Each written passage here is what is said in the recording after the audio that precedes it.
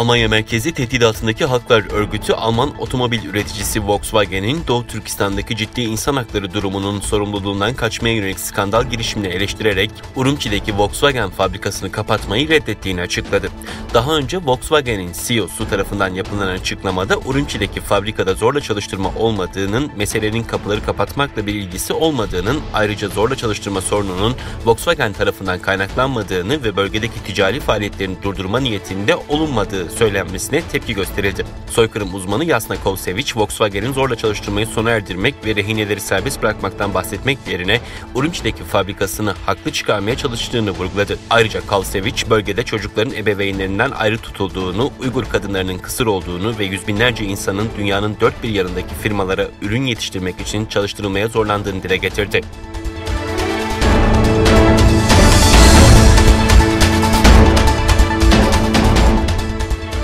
Japonya Dışişleri Bakanlığı tarafından hazırlanan 2021 raporunda Çin'in Hong Kong ve Doğu Türkistan'da insan hakları ihlalleri yaptığı kaydedildi.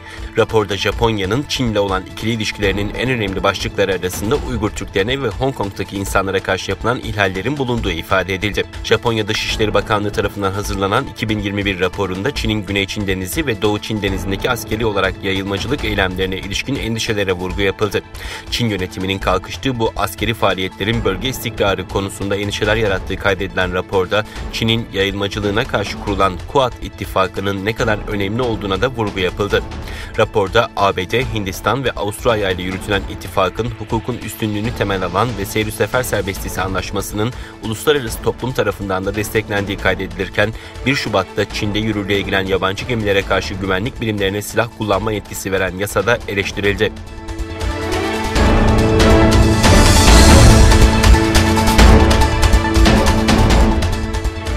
Doğu Türkistan'da zorunlu çalıştırma iddiaları karşısında Avustralyalı senatör Sincan'dan ithalatı yasaklamak için bir yasa tasarısı sundu. Avustralya'daki Uygur topluluğunun temsilcileri desteklediklerini dile getirdi. Bağımsız senatör Rex Patrick, Avustralya'nın gümrük yasasını değiştirmeyi ve Çin'in Sincan Uygur Özerk Bölgesi'nden tüm ithalatı yasaklamayı öngören bir yasa tasarısı sundu.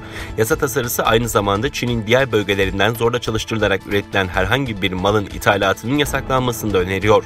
Bu tasarıyı önermenin yanı sıra senatör Patrick, federal hükümeti Çin hükümetinin Uygurlara yönelik muamelesini soykırım olarak resmen nitelemeye çağırıyor. Avustralya Uygur Tengtak Kadınlar Derneği'nin başkanı Ramila Janshif, Avustralya'daki her Uygur'un Doğu Türkistan'daki gözaltı kampında bir aile üyesi olduğunu hatırlatarak Avustralya'nın zorunlu çalıştırma konusundaki raporlara yanıt vermekte çok yavaş davrandığını söyledi.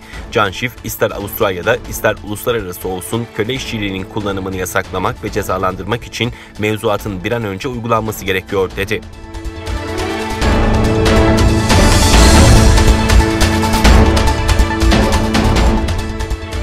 Almanya Başbakanı Angela Merkel, Çin Başbakanı Li Keqiang'a ülkesinin insan hakları konularındaki tartışmalar için daha geniş bir alan ayırması gerektiğini iletti. Farklı alanlarda görüşmeler için sanal olarak bir araya gelen Merkel ve Keqiang, salgın, ekonomik işbirliği ve diğer başlıklarda görüş alışverişinde bulundu. Merkel, görüşme sonrası yayınladığı yazılı ifadede ilişkilerin olması zor konuları ele alabileceğimiz, her şeyi masaya koyabileceğimiz anlamına geliyor diyerek Almanya'nın Çin'deki insan hakları ihlaline ilişkin gerekli eleştirileri yönelttiğini belirtti. Yazılı metinde elbette ortada farklı görüşler var. Örneğin Hong Kong'daki durum da bunlardan biri. Tüm konuları konuşabilme fırsatımız oldu. Umarım bir an evvel insan hakları konularına ilişkin diyaloğu da başlatabiliriz ifadelerini kullandı.